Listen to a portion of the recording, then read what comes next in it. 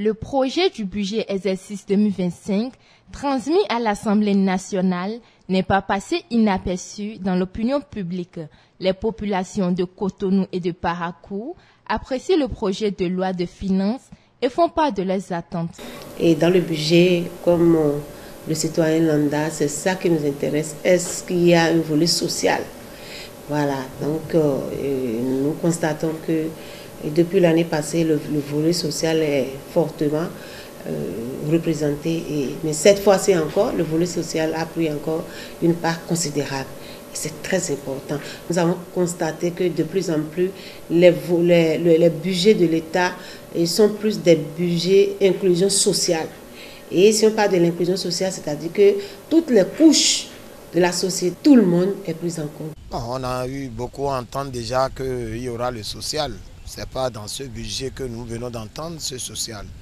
Des années précédentes, même le chef du gouvernement, c'est-à-dire le président de la République, a dit « Ah, le social viendra, le venez attendu ». On en avait quand même assez avec ces différentes taxes, un peu de gauche à droite, l'électricité, l'eau de gauche à droite.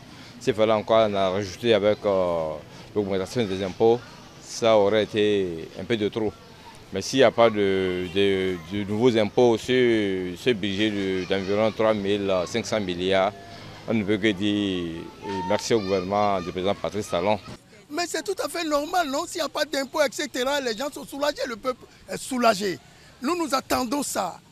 L'impact positif. Il faut diminuer. Quand on diminue les impôts par rapport à ces choses-là, les gens vont se retrouver dedans. Le peuple va se retrouver dedans. Et ça va faire l'honneur des gouvernants, l'honneur du gouvernement. C'est une bonne chose que cela soit pratique et que ça se fasse dans l'immédiat.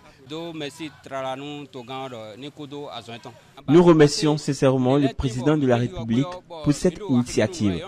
Si réellement, en plus de tout ce qu'il réalise dans le pays, il enchaîne avec le social, c'est sûr que nous lui serons reconnaissants.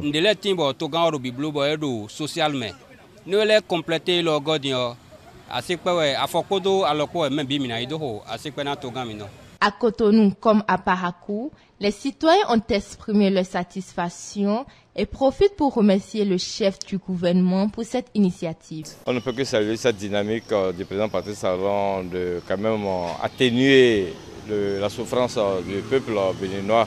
Nous tenons d'abord à remercier tous les cadres qui travaillent très dur, nuit et jour dans l'ombre pour que les budgets soient effectifs.